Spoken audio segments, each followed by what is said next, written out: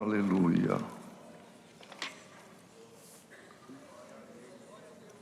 Salmo 1. Bem-aventurado o varão que não anda segundo o conselho dos ímpios, nem se detém no caminho dos pecadores, nem se assenta na roda dos escarnecedores. Antes, tem o seu prazer na lei do Senhor, e na sua lei medita de dia e de noite. Pois será como a árvore plantada junto a ribeiros de águas, a qual dá o seu fruto na estação própria, e cujas folhas não caem, e tudo quanto fizer prosperará. Não são assim os ímpios, mas são como a moinha que o vento espalha.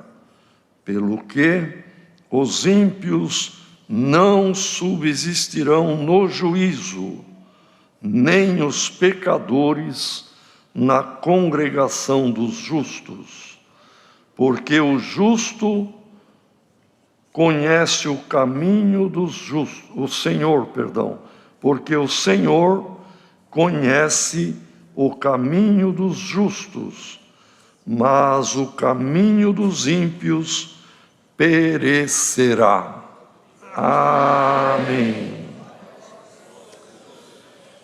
Queridos irmãos e irmãs, também as pessoas testemunhadas, amigos, amigas, e a tantos quantos Deus preparou de estar tanto aqui presencialmente, como de forma online, onde estiver. Este salmo é o primeiro salmo, bastante conhecido. A mocidade que tem memória boa e recita de cor, muitos têm memorizado inteiramente este capítulo. Mas, irmãos, a palavra de Deus é viva e eficaz.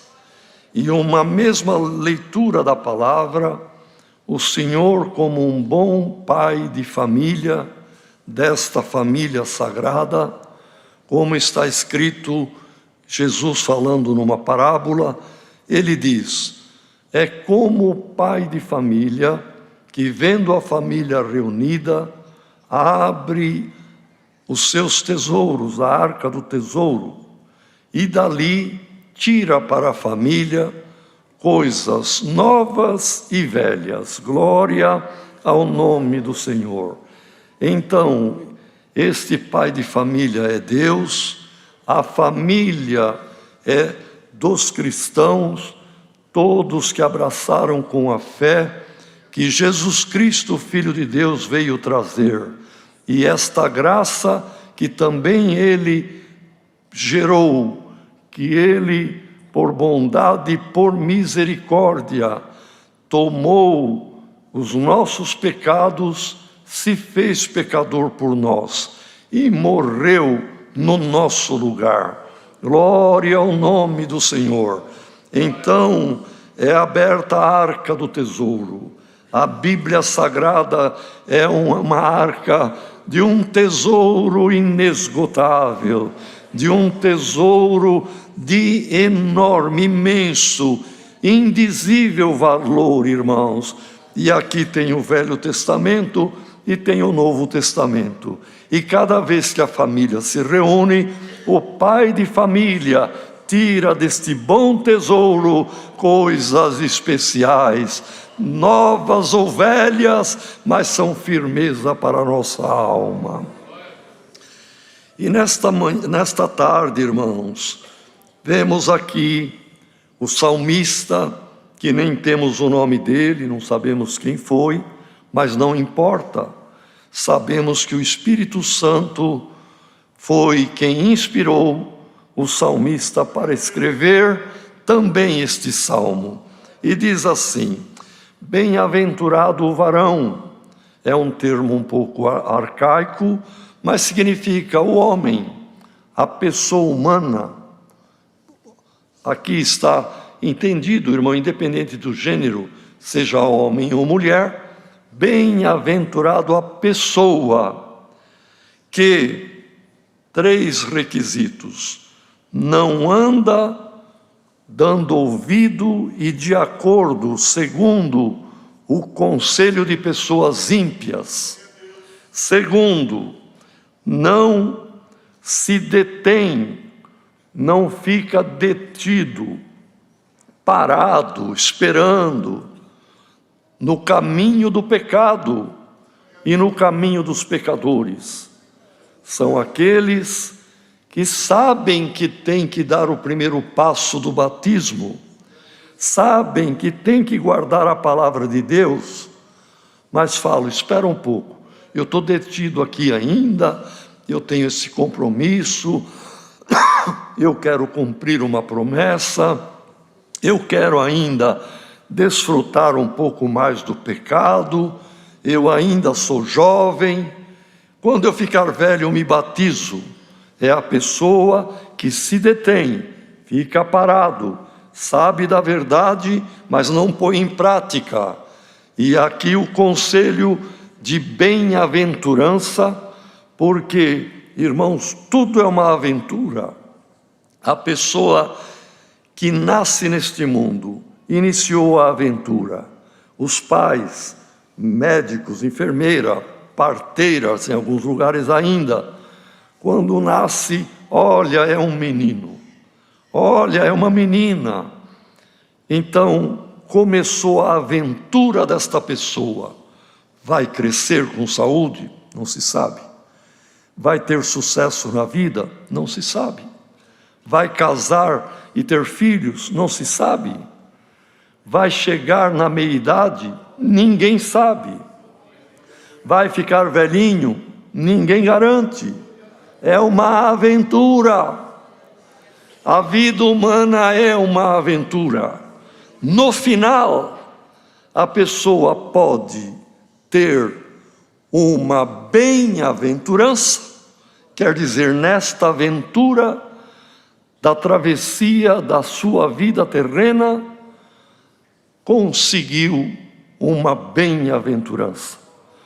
Ou pode sofrer uma desventura, não ser bem-aventurado, ter uma má aventura, perder a vida, perder o tempo e, pior, a maior desventura é perder a vida eterna. E a palavra dá aqui uma receita, como um bom médico. Quem quer ter uma bem-aventurança no final da sua jornada, tenha ela terminado na infância, na mocidade, na meia-idade ou na idade avançada, quem guardar estes requisitos vai ter uma bem-aventurança por ter obedecido a Deus. E o terceiro ponto da bem-aventurança é a pessoa que não se assenta. Assentar no sentido de ter prazer, de ficar junto, de conviver e de compartilhar com pessoas escarnecedoras, pessoas que riem da vida dos outros, que caçoam, que zombam, que desdenham, que diminuem, que denigrem. Esses são os escarnecedores. Irmãos, olha aqui a palavra nesta tarde. Assim como um bom médico, que alguém vem de longe para consultar, até traz um filho, traz a esposa ou traz o marido, olha, vai comigo na consulta para ouvir bem o que o médico vai falar para nós. E vamos pedir para ele anotar ainda, e depois nós vamos seguir bem a anotação. Para quê? para prolongar a vida, mais 1 ano, mais 5 anos, mais 10 anos, é só isto, mas a pessoa ouve atenta o seu médico. Ó alma que está ouvindo esta palavra, ó irmandade presente à distância, anota esta receita para ser um bem-aventurado, uma bem-aventurada na volta de Jesus Cristo. Então vamos rever aqui, irmão, o primeiro pedido: não andar, não dar ouvido, não fazer o que os ímpios fazem, mandam ou recomendam. Quem é o ímpio? O ímpio é toda pessoa, pode ser grande, pequena, rico ou pobre, sábio ou indouto, não importa. A pessoa que não crê em Deus, que não dá valor às coisas de Deus, que não aceita a palavra de Deus, que não tem Cristo. Cristo é a piedade. Quem tem Cristo é pio, quem não tem Cristo é ímpio. Glória ao nome do Senhor. Quem não aceita as coisas de Deus são pessoas ímpias. Ah, mas ele é muito sábio, mas é ímpio. Ah, mas ele é meu patrão, mas é ímpio, irmão. Glória ao nome do Senhor. Ele não tem conselho de vida eterna, não pode ter conselho como um bom engenheiro numa consulta que alguém vai fazer sobre a reforma da sua casa. Pode ser um bom médico que vai dar conselho de saúde, mas para as coisas de Deus, para a bem-aventurança eterna, ímpio nenhum tem nada de Deus para nos ensinar. Quem sabe tem alguém ouvindo esta palavra e você respeita muito, considera muito, pode continuar respeitando e considerando como pessoa humana, como um bom profissional, ou como um vizinho, ou como alguém que é da tua estima, mas não ouça conselho de ímpio para não ter a desventura da perdição eterna. Segundo pedido, irmão, ou segunda determinação da receita que vem do céu nesta tarde pela palavra: não se detenha, não fique parado no caminho do pecado, no caminho dos pecadores. Não pode, esteja na fé, firme na fé, até o fim da vida, mas aqui com o Senhor, aqui no caminho, andando, ainda que passo lento, mas marcha, caminha no caminho do Senhor, e não no caminho, como diz aqui a palavra, de pecadores, porque o fim do caminho do pecado e do pecador é a condenação eterna, e o fim do caminho de quem caminha em Cristo, pois ele mesmo disse: eu sou o caminho, a verdade e a vida, e ninguém vem a Deus, ele era Deus, a não ser por mim. Então, quem sabe alguém ouvindo esta palavra, olha, é a palavra de Deus respondendo à tua oração. Deixa o caminho do pecado e ingressa no caminho da vida eterna, ingressa neste caminho santo que te conduz à vida eterna.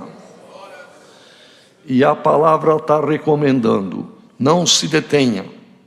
Irmão, alguém no aeroporto pode perder o voo porque se deteve, ou num lugar de descanso, ou numa lanchonete comendo alguma coisa. Ah, não dá tempo, depois eu corro. Muitos se detiveram e perderam o voo, e se perde trem, se perde o metrô e assim por diante. Irmão, tudo isso é prejuízo pequeno, mas perder de entrar na graça do Filho de Deus e ter a vida eterna é uma perda irreparável. Quem sabe você é jovem e ainda disse para tua mãe, disse para alguém: olha, eu sou jovem, vou aproveitar mais um pouco o mundo, depois eu vou. Cuidado, não perca de embarcar no navio, na arca da tua salvação. Não perca, porque a partida tua e minha, ninguém sabe a hora, irmãos, e a palavra de Deus não vem em vão. Então não se detenha, ainda que você é jovem, sirva a Deus na tua juventude, dê para o Senhor parte da tua vida útil, do teu vigor, louve a Deus como um bom jovem, um bom músico, não deixa para a velhice que já está, enfim, irmão, terminando a vida, já sem força, sem condições de servir a Deus, como um jovem pode servir a Deus. Não se detenha no caminho do pecado.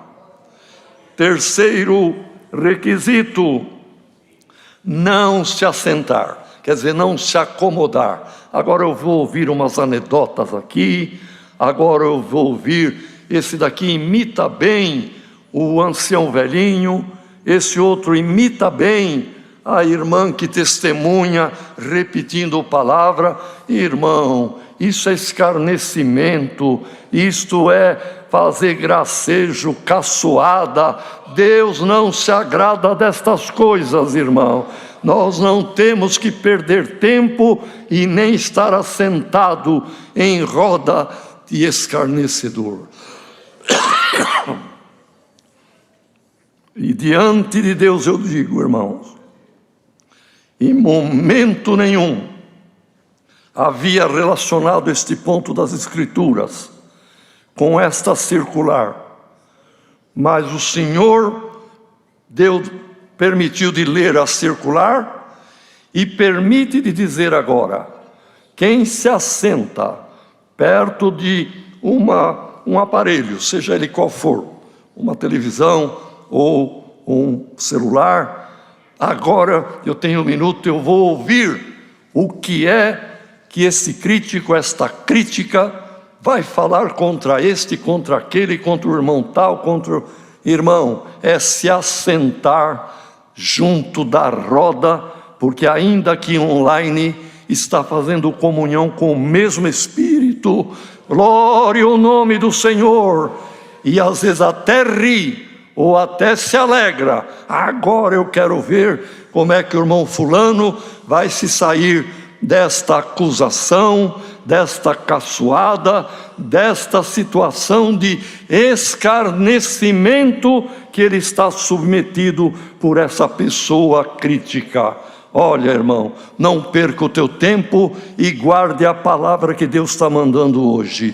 Glória ao nome do Senhor. Antes, voltando ao paralelo de ouvir um bom médico e de ouvir o médico dos médicos, o médico de alma, aquele que nos dá a vida eterna. Irmão, a pessoa que vai fazer uma consulta, doutor, então eu tenho que fazer isso, isso e mais isso. E o que eu não posso fazer? O que eu não posso comer? O que não pode? Aí ele vai falar, olha, não pode isso, não pode isso, não pode isso. Essa receita espiritual hoje tem o que devemos. Os 3 itens já descritos e falados e pregados aqui no verso 1. Mas agora vem o verso 2. Antes de ficar na roda de escarnecedor, dando ouvido a pecador e sendo uma pessoa que caminha no conselho dos ímpios, antes de fazer isto, faça isto: tenha prazer na lei do Senhor, na palavra, e nela medita de dia e de noite. Quem fizer o que está sendo dado ordem para fazer, no verso 1,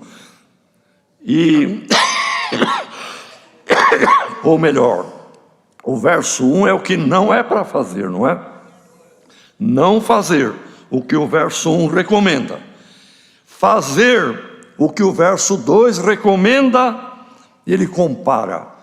Quem agir assim é semelhante a uma árvore plantada junto a ribeiros de água. Irmão, O Oriente Médio é um lugar semiárido e em muitas partes é deserto mesmo. Mas tem rios, como sabemos, não é, irmão? Farfara, vários rios da Síria, o Jordão em Israel e assim por diante. Nesses lugares pouco chove. O índice pluviométrico é baixíssimo. Mas uma árvore que está perto de um rio, de um córrego, mesmo que não chova, meses, anos até, mas as suas raízes se aprofundam e vão buscar a umidade, vão buscar a água, ela está perto do ribeiro. Então, as que estão longe do ribeiro, logo as folhas murcham e caem, ficam os galhos como que pedindo misericórdia, mas a árvore perto do ribeiro de água, as folhas não caem, está sempre verde, esperançosa, sendo uma árvore frutífera na estação própria, dá o seu fruto e tudo para ela prospera. Irmão, você pediu a palavra, você é uma árvore, espiritualmente falando, para dar